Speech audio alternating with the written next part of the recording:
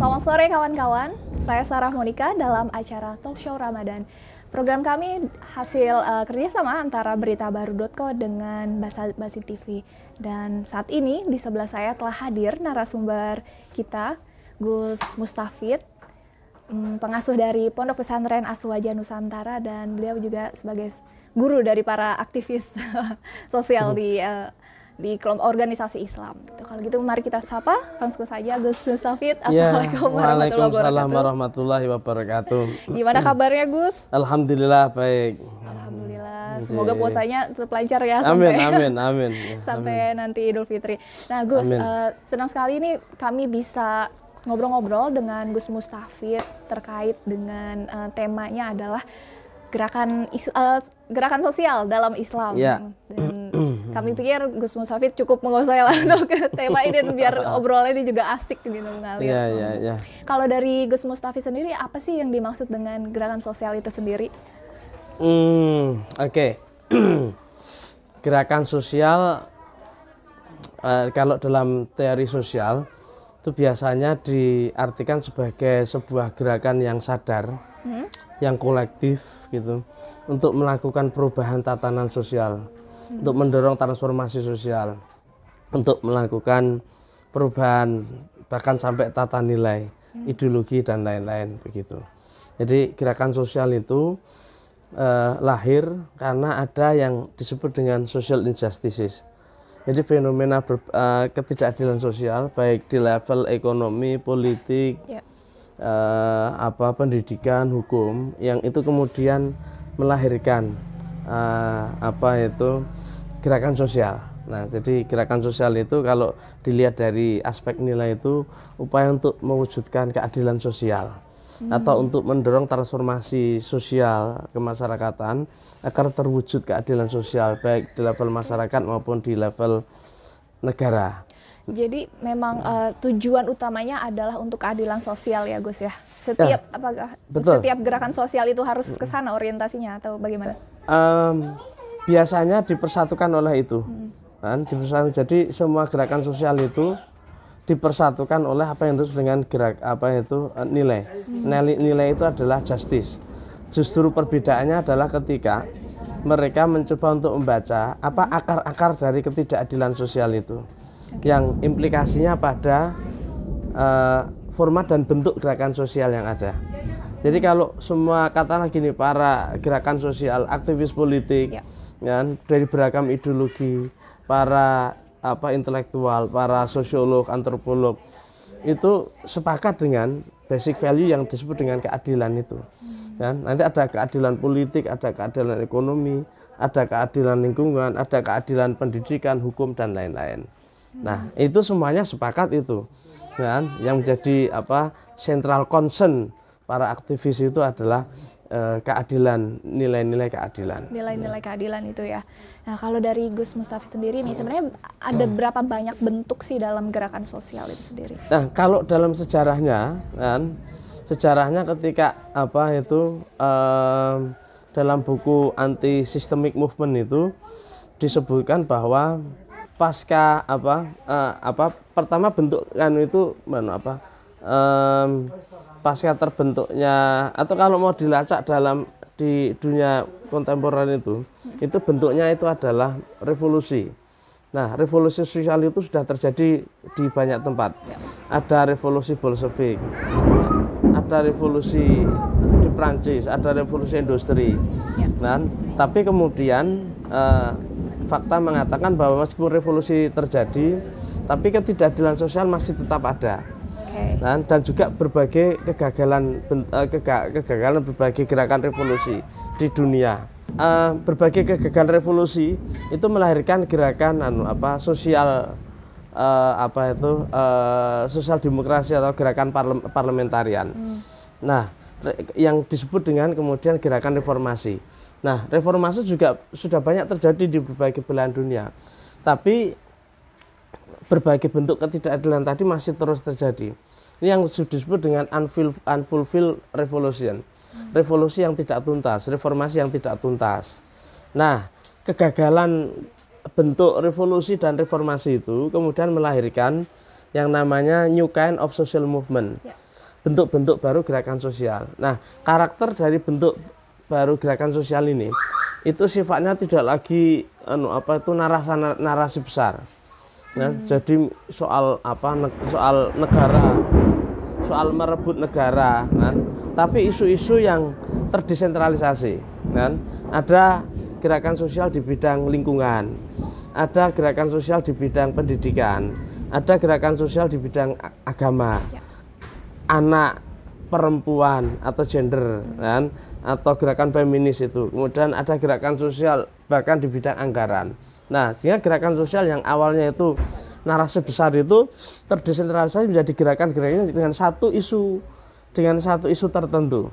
Jarang ada misalnya LSM itu atau NGO itu bisa diidentifikasi. Oh, ini LSM apa misalnya? Oh, ini bergerak di bidang isu perempuan. Oh, ini di bidang pendidikan. Ini di bidang hukum. Ini di bidang lingkungan misalnya begitu. Nah, itu sebenarnya perkembangan kontemporer dari dari gerakan sosial, dan juga dari sisi ideologi juga mengalami berbagai transformasi dan lahir banyak varian. Misalnya dari kelompok ideologi radikal melahirkan varian-varian mulai dari Marxisme yang ortodok itu sampai populisme kiri, dan sampai gerakan bahkan sampai ke cultural studies, bahkan sampai sekarang post hegemoni, kan? Nah, dari sisi ideologi liberal, kan, mulai dari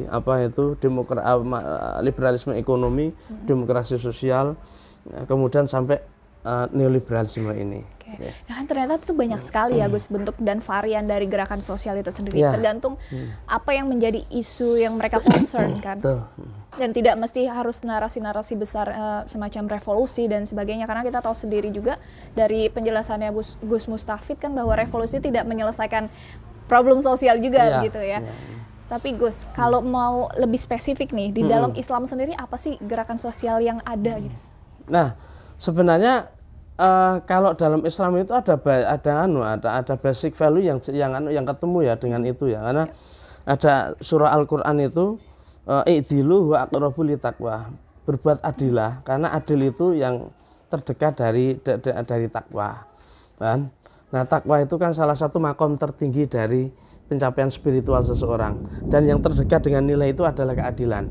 Artinya value keadilan yang menjadi salah satu nilai dasar Islam itu juga kira-kira paralel atau kompatibel dengan konsep keadilan yang ada dalam gerakan sosial. Artinya dalam Islam sendiri itu dalam dirinya sangat menekankan sangat menekan nilai-nilai keadilan.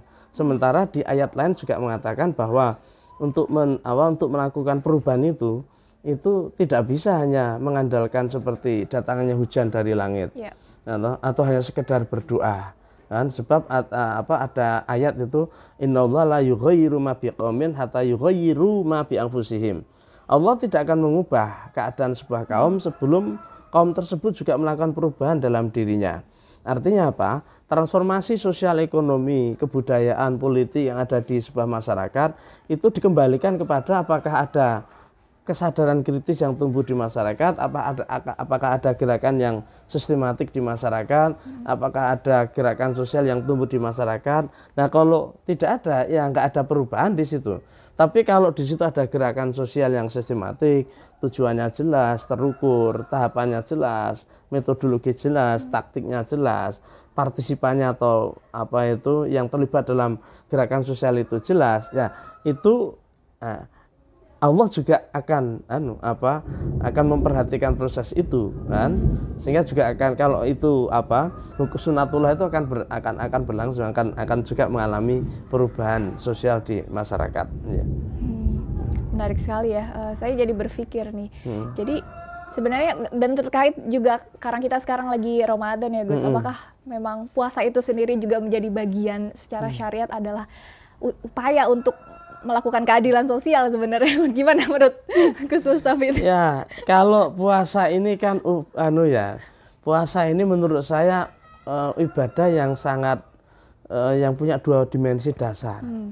Pertama, dimensi yang sangat personal, sangat intim begitu kan. Karena dalam hadis dikatakan bahwa setiap kebaikan itu 10 kali, ada 10 kali, 7 kali, 70 kali yang kelipatannya. Tapi dalam hadis qudsi mengatakan kalau untuk berpuasa itu, nah itu langsung otoritas Allah sendiri. Dan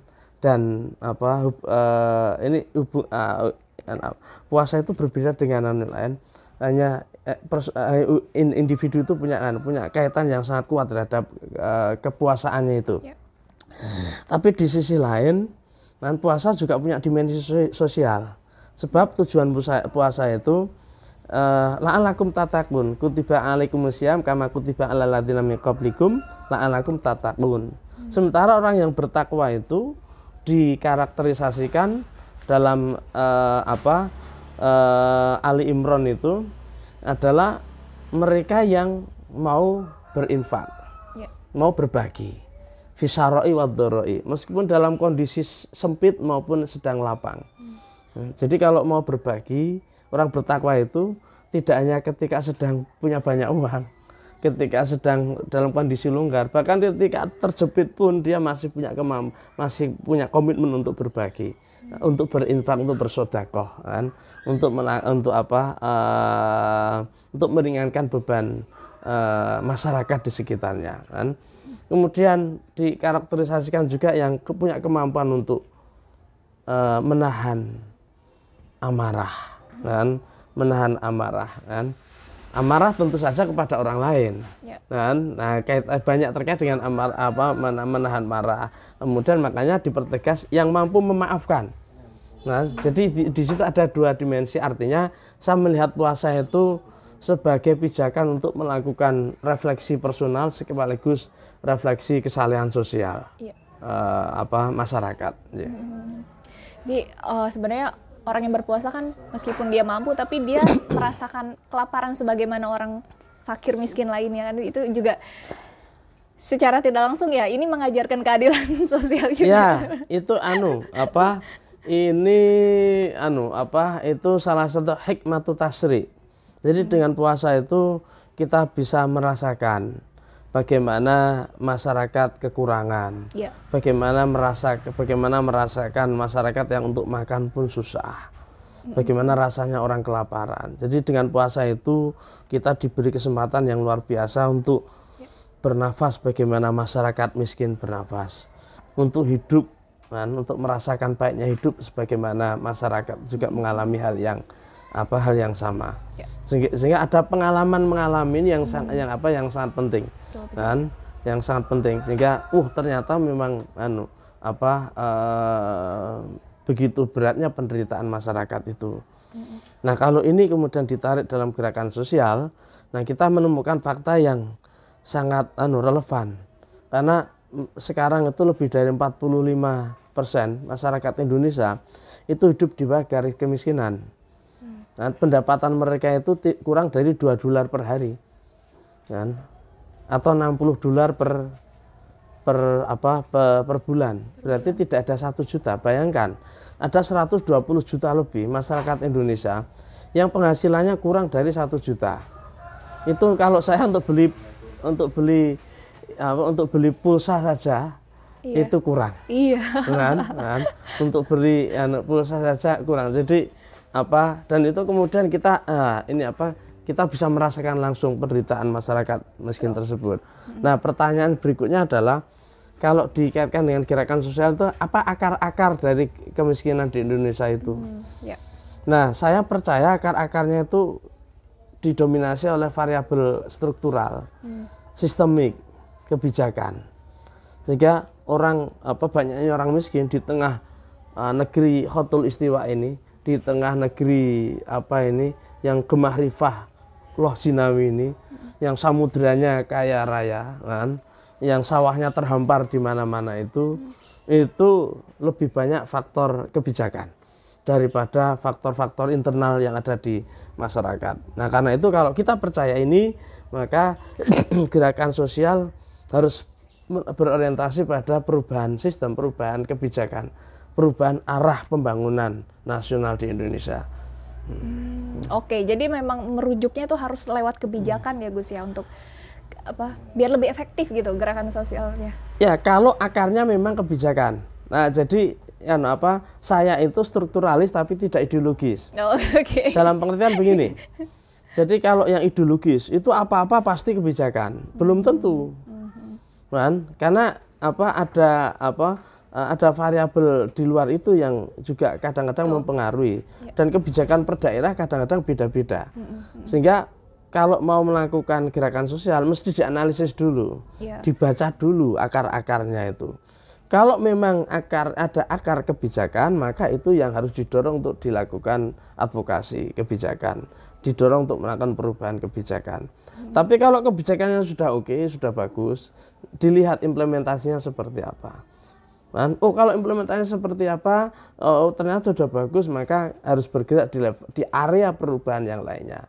Area kultural, alam pikiran masyarakat, sumber daya lokal yang dimiliki, kaitan antara antara budaya, ekonomi, politik, atau sebaliknya pengaruh politik terhadap budaya, ekonomi, pendidikan dan lain-lain.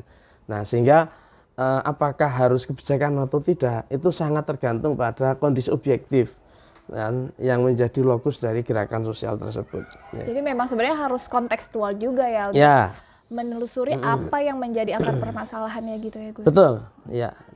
Tapi bahwa memang semuanya harus diarahkan pada sebuah keadilan sosial gitu ya. Kalau Gus Mustafid concernnya ke sana. Itu orientasi nilainya, sentral concernnya itu keadilan sosial. Itu semua ideolog, semua aliran politik sepakat dengan itu, kan?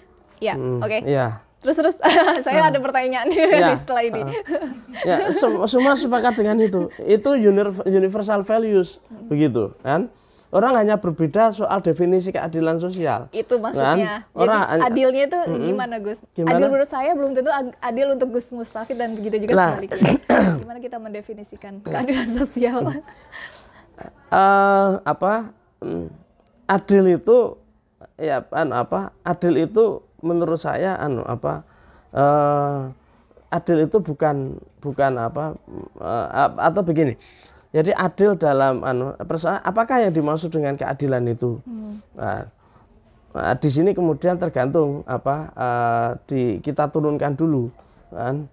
Apakah keadilan itu kesempatan yang sama bagi masyarakat, fairness itu atau justice begitu, atau keadilan distributif? Nah, sangat tergantung di area mana keadilan itu diterapkan.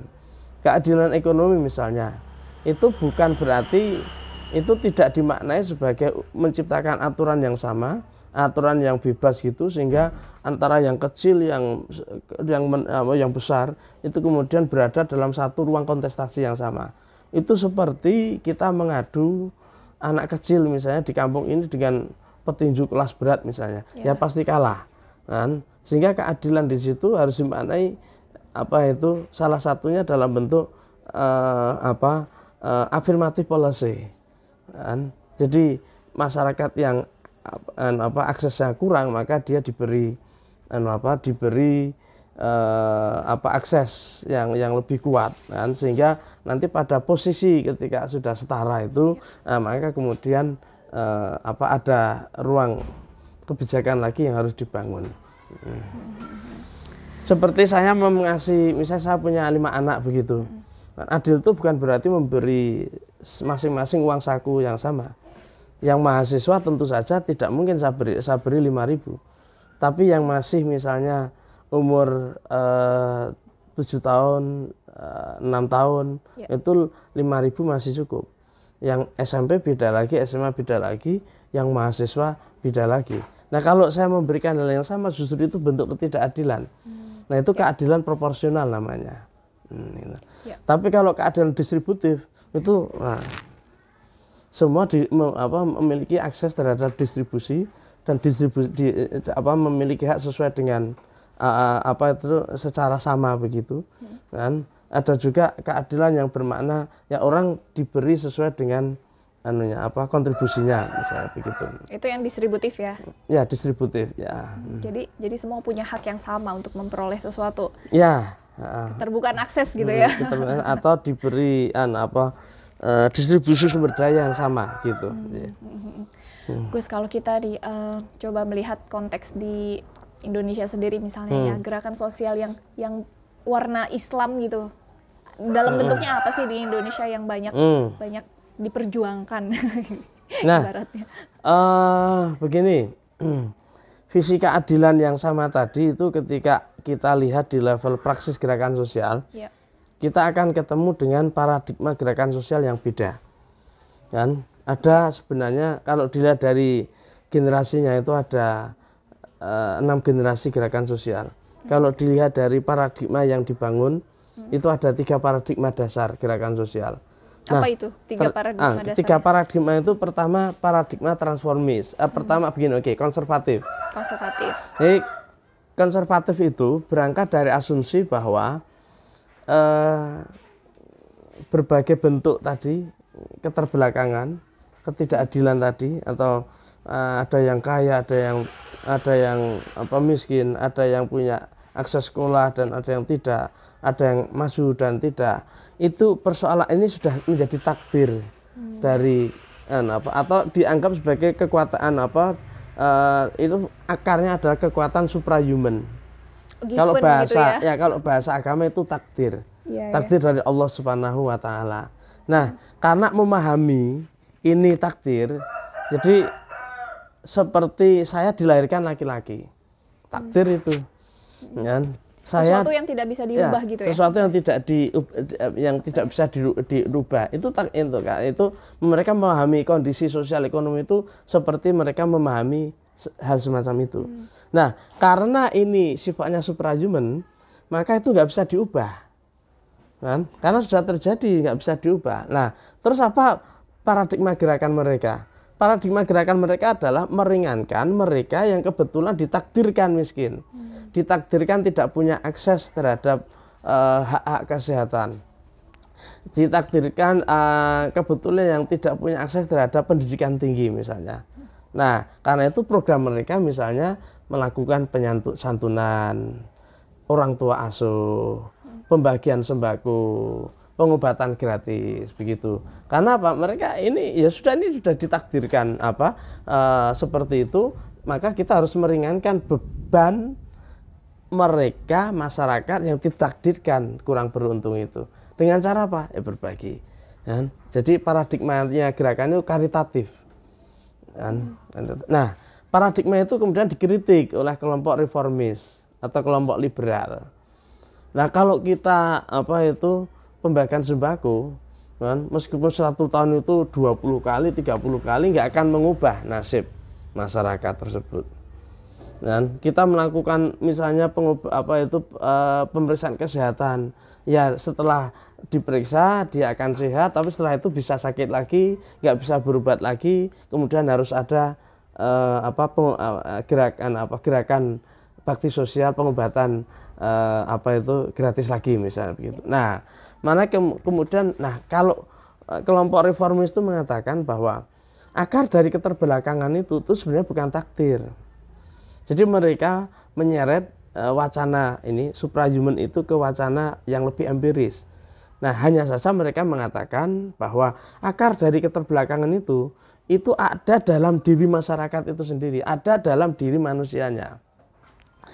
Jadi bukan bawaan sebenarnya. Bukan bawaan. Ya. Nah, tapi yang dimaksud dengan ada dalam diri masyarakat itu mereka bisa dianggap need for achievement-nya itu rendah. Nah, kebutuhan untuk berprestasi rendah. Kalau gerakan ekonomi mereka manajemennya tidak rapi. Dan kalau pendidikan, kesadaran akan pendidikan itu rendah. Kalau ada orang yang punya sekolah dan lain-lain, infrastrukturnya lemah. Dan manajemen pembelajarannya juga lemah. Kan? Jadi yang dilihat masih akarnya ada di masyarakat. Karena akar masalah itu ada di masyarakat, maka mereka mendorong paradigma reformasi. Jadi reformasi yang dimaksud adalah bagaimana memajukan masyarakat tersebut, memajukan. Nah, program yang mereka lakukan, pelatihan, pembangunan infrastruktur sekolah, kemudian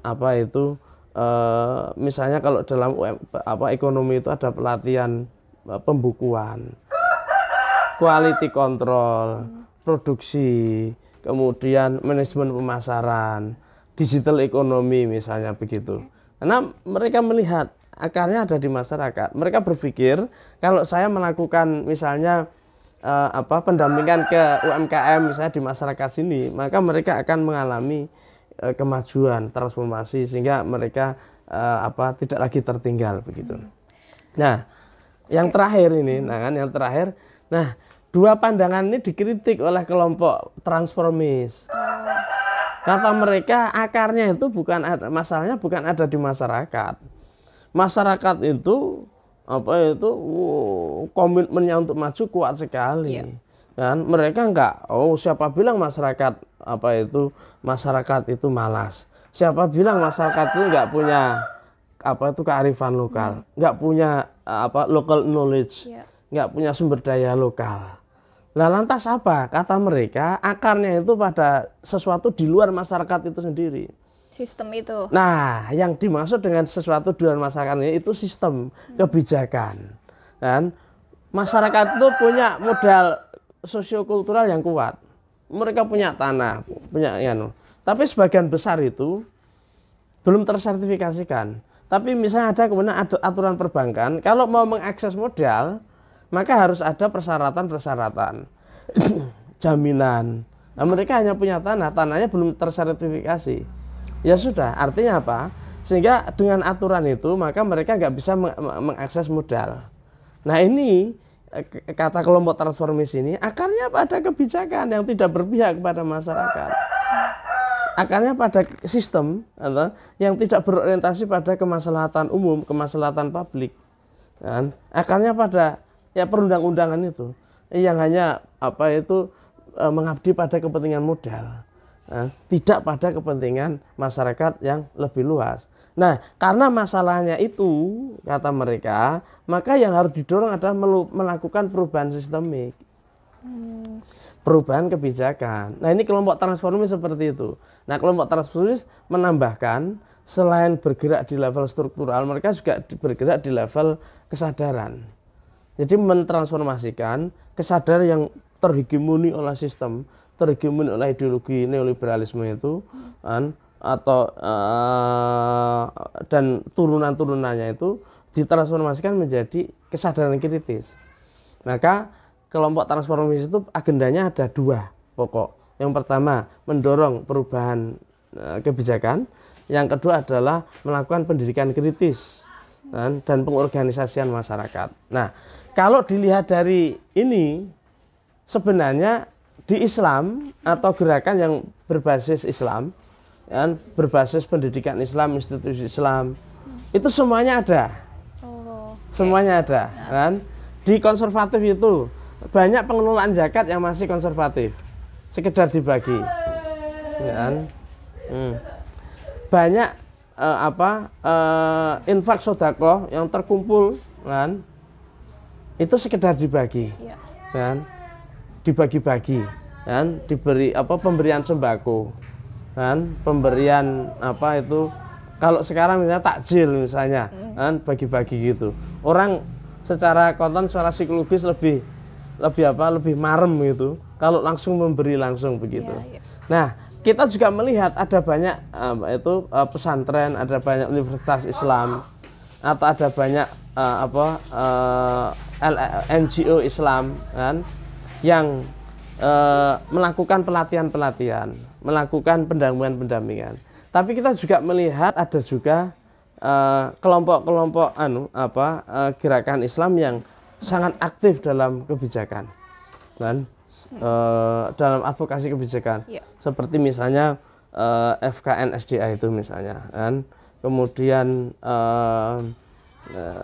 yang bergerak di bidang sumber daya alam, agraria, industrial atau perburuan industrial, itu sangat struktural paradigma mereka. Jadi kita menemukan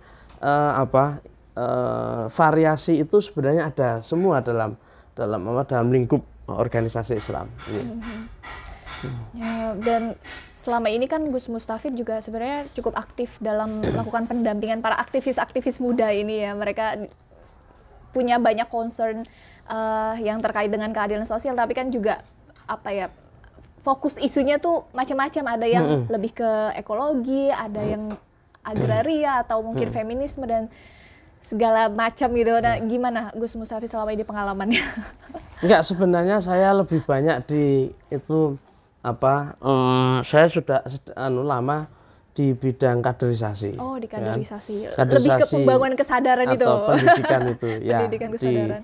Di berbagai daerah kan sering diundang oleh kaum muda Nahdien yang tergabung di PMII, IPNU, KMNU. Oh iya. Kemudian juga kadang-kadang Ansor itu yang melakukan pelatihan-pelatihan tertentu. Nah, kalau saya melakukan itu di samping memperkuat perspektif dan penguatan analisis sosial, saya dorong untuk juga melakukan social mapping untuk melihat dan membaca sejarah lokal mereka, untuk melihat potensi lokal mereka, untuk melihat tantangan lokal mereka. Nah, karena setiap lokal itu punya karakteristik yang beda-beda. Di Jawa Tengah itu misalnya daerah-daerah yang di pedalaman sama daerah di Pantura itu punya karakteristik antropologis dan sosiologis yang berbeda, dan tantangan dan juga berbeda. Paling kalau kemudian juga bisa dibedakan daerah-daerah yang pertaniannya sangat subur misalnya. Nah, ini memiliki tadi potensi yang berbeda-beda itu yang kemudian saya seringkali mendorong untuk merumuskan gerakan sosial berbasis pada lokalitas tersebut gitu. Jadi misalnya mereka sudah melakukan social mapping, lalu apa Gus? Tindak lanjut dari social mapping itu? Ya, merumuskan agenda, kan? Merumuskan agenda bersama, kan? Memilih isu-isu strategis, dan kemudian pengorganisasian, kemudian distribusikan ke organ apa. Misalnya kan konsekuensi dari termasuk di NU itu kan banyak, itu NU itu kan representasi dari kind of social movement paling lengkap. Di NU itu ada organ yang bergerak di bidang pendidikan, ada organ yang bergerak di bidang perburuan, ada organ yang bergerak di bidang isu pertanian, kan? Bergerak di bidang sumber daya manusia, bergerak di bidang isu-isu lain. Nah, tergantung kemudian kalau kemudian di social mapping itu kemudian ini didistribusikan pada masing-masing organ sesuai dengan fokus isu yang menjadi mandat organisasi tersebut. Ya, dan di NU itu cukup banyak sebenarnya Gus ya. Banyak sekali. Ini yang tidak banyak ditulis dan di cover oleh oleh media, oleh akademisi, kan? Padahal banyak sekali local social movement yang sangat signifikan, sangat kuat sekali peranannya. Nah, ini sekaligus menjadi PR bagi organisasi NU untuk menulis sejarahnya sendiri, untuk menulis gerakan sosialnya sendiri yang sangat kaya raya. Jadi biar nggak main di lapangan sebagai aktivis, dia juga harus menulis sebenarnya. Iya, harus ditulis, karena harus ada refleksi, abstraksi dan teorisasi. Nah, kalau sudah diteorisasikan, semua orang akan membaca teori ini. Cuman kan kita jarang melakukan teorisasi, kan? Belum sampai ke sana lah ya. Ya, ini PR, salah satu Masih narasi. PR besar kita. Ya. Tapi menurut Gus Mustafid nih, dari pengalamannya selama ini, mungkin boleh kali diceritakan 1-2 contoh lokal lokal champion gitu yang berhasil melakukan gerakan sosial dalam isu tertentu. Kira-kira ada nggak Gus? Di mana? Di mana aja? Oh, di mana aja? Oh, banyak sekali. Ini apalagi kalau kemudian kita bicara secara lebih luas soal gerakan sosial yang bukan hanya digerakkan, dimotori oleh organisasi Islam. Oh, banyak sekali. Contoh kan advokasi tambang di Banyuwangi, di Jember, kemudian di Kebumen, dan kemudian juga advokasi di Bandara Kulon Progo misalnya. Meskipun tidak semuanya berhasil, tapi itu menunjukkan kekuatan gerakan sosial yang masih begitu kuat dan tumbuh dari masyarakat basis. Kalau dari pengalaman Gus Mustafid nih melakukan kaderisasi anak-anak muda di berbagai daerah dengan organisasi pemudaan yang macam-macam itu, Gus. Apa yang menurut Gus Mustafid menjadi potensi paling besar anak-anak muda ini? Produksi kader di NU itu, kalau di NU itu banyak sekali, dan luar biasa, luar biasa. Akan tetap, dan karena itu talentnya, potensinya juga luar biasa. Dan banyak yang punya potensi di bidang gerakan kebudayaan, banyak yang punya potensi di bidang ekonomi, banyak yang punya potensi di bidang literasi, banyak yang punya potensi di bidang gerakan keagamaan. Nah, akan tetapi memang salah satu titik lemahnya adalah tidak ada kaderisasi di tingkat advance, dan yang kemudian melakukan kaderisasi yang lebih khusus, lebih spesial itu di bidang isu-isu tertentu. Mestinya setelah kaderisasi dasar, rekrutmen gitu, nah kemudian ada proses mapping, proses pemetaan potensi kader, yang kemudian mereka difasilitasi kan, untuk mengembangkan kapasitasnya kan. Misalnya yang kuat di bidang kebudayaan, ya dia difasilitasi untuk menggerakkan gerakan kebudayaan. Yang kuat di wacana keagamaan, dan dia difasilitasi untuk menggerakkan gerakan sosial keagamaan yang transformatif. Yang kuat di katakanlah santripreneurship itu, nah dia difasilitasi untuk gerakan di bidang pengembangan ekonomi. Yang kuat di literasi digital misalnya, ya difasilitasi untuk untuk bergerak dalam bidang digital yang sekarang itu sudah sangat niscaya dibutuhkan. Kenapa menurut Gus Mustafid itu berhenti di tingkat advance-nya itu malah nggak ada? Lebih lanjut. Ini akarnya ya sebenarnya akarnya di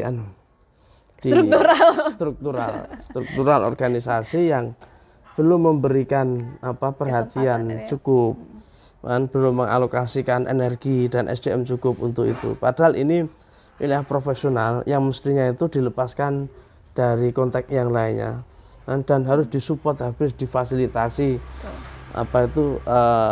besar-besaran, karena ini menyangkut keberlangsungan organisasi dan juga menyangkut kinerja organisasi.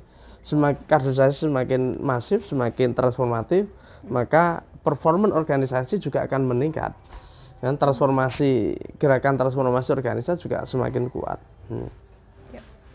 Kalau melihat fenomenanya bahwa dari proses kaderisasi ini, organisasi kepemudaan, tapi kemudian akhirnya malah banyak yang terjunnya justru di dunia politik dan menjadi eksklusif, itu gimana dari Gus? Ini pertanyaan agak mungkin nyeleneh. Ya, banyak ya. Tadi banyak kader yang memang punya potensi politik kuat, leadershipnya kuat. Jadi dia punya dan hobi di politik kuat. Ini nggak salah menurut saya.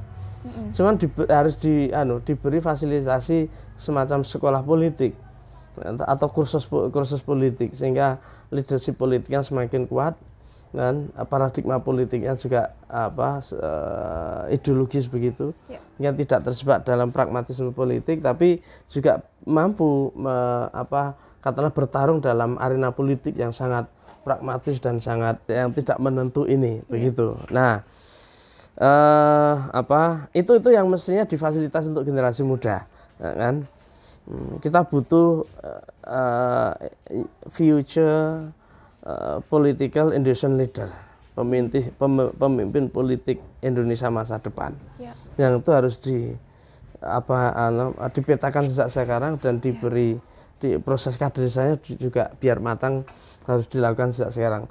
Karena apa? Karena para pemimpin hebat Indonesia zaman-zaman pergerakan dan pasca kemerdekaan, tokoh-tokoh pergerakan nasional itu proses politiknya luar biasa.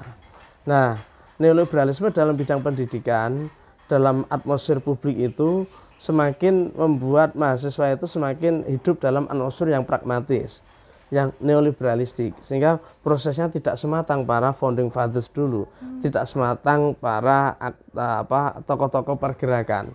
Nah, karena itu perlu dikondisikan, diberi fasilitasi kaderisasi yang lebih kuat untuk mengimbangi atmosfer pragmatisme yang sangat kuat ini. Ya, kita punya kecenderungan itu ya sekarang ya Gus ya, maksudnya tidak ada lagi nih teladan-teladan politik yang memang secara pemikiran juga fundamental gitu. Maksudnya ya dari basis pengetahuan atau ideologinya gitu ya Gus. Ya katanya seperti itu. Katanya seperti itu. Dan itu salah satu dari ironi reformasi. Dan ketika hampir semua partai terjebak dalam pragmatisme politik, ideologi partai politik yang atau platform ideologi dan politik ekonomi partai politik itu hanya rumusan verbal semata, tidak menjadi acuan dalam sikap politik, dalam kebijakan politik dan program politik ketika berkuasa. Dan konfigurasi misalnya koalisi dalam berbagai pilkada, pilpres itu menunjukkan cairnya ideologi politik, cairnya idealisme politik. Kan? Maka yang ada adalah bagaimana memenangkan pertarungan politik, bagaimana memenangkan kekuasaan, dan itu yang memprihatinkan. Kan? Implikasi dari itu sudah bisa ditebak. Kan? Kebijakan publik bukan dialektika, ideologi politik, tapi dialektika transaksi ekonomi politik yang sangat pragmatis. Nah. Betul. Dan akhirnya malah menjadi jauh dari orientasi yang memang utama bahwa untuk keadilan sosial, kan akhirnya malah keadilan keadilan kelompok sendiri. Ya, kita bisa melihat dari berbagai kebijakan ya yang akhir-akhir ini, mulai dari termasuk yang sangat dahsyat itu soal Ciptaker, itu menunjukkan dengan jelas ideologi pemerintah, tentu saja dengan semua koalisi politiknya. Ya. Terakhir nih Gus, menurut Gus Mustafid gimana cara kita untuk ya at least membangun kesadaran anak-anak muda ini untuk lebih dalam melakukan gerakan sosialnya juga lebih punya kemurnian gitu loh Gus, dalam pemikiran, dalam kesadaran. Organisasi masyarakat sipil dan dari yang keagamaan sampai mahasiswa perlu membangun orientasi baru. Paradigma gerakan pasca pandemi, paradigma gerakan post hegemoni era atau post hegemonik era pasca era pasca hegemoni, sekaligus juga memanfaatkan berbagai revolusi digital yang memungkinkan kita untuk berkomunikasi dan menjangkau semua pihak, semua audiens gitu. Nah, kalau organisasi masyarakat sipil itu gagal untuk memanfaatkan transformasi digital ini, ya akan semakin tertinggal. Artinya revolusi teknologi digital yang meskipun lahir dari rahim neoliberalisme dan dikendalikan oleh kekuatan neoliberalisme, itu saya kira juga menciptakan peluang-peluang baru bagi gerakan sosial untuk membangun kesadaran publik, kan? Dan itu sudah terbukti, kan? Banyak sekali advokasi kebijakan berbasis pada jaringan digital itu berhasil. Nah, ini yang kemudian perlu digalakkan. Pendek kata sebenarnya organisasi masyarakat sipil tidak boleh lagi menjadi konsumen wacana, konsumen informasi, tapi harus menjadi produsen informasi, memenuhi ruang digital dengan informasi-informasi yang liberatif, yang transformatif, yang tidak distortif itu. Nah, begitu. Seru sekali, Gus Mustafid. Oke, kawan-kawan, kita sudah di penghujung acara dan terima kasih sekali sudah menonton acara kami. Untuk kawan-kawan beritabaru.co dan Basa Basi TV sudah memperoleh wawasan yang sangat luas dan mendalam nih mengenai gerakan sosial dalam Islam. dari Gus Mustafid. Kalau gitu terima kasih banyak Gus atas Ya, bincang-bincangnya. sama-sama. sore Makasih ini. juga sudah bersilaturahim ke pesantren Aswajan Nusantara Melangi. Iya, biar nanti juga ngobrolnya bisa lebih banyak lagi ya Gus Ya, insya Allah. pertemuan berikutnya. Kalau gitu terima kasih, selamat sore.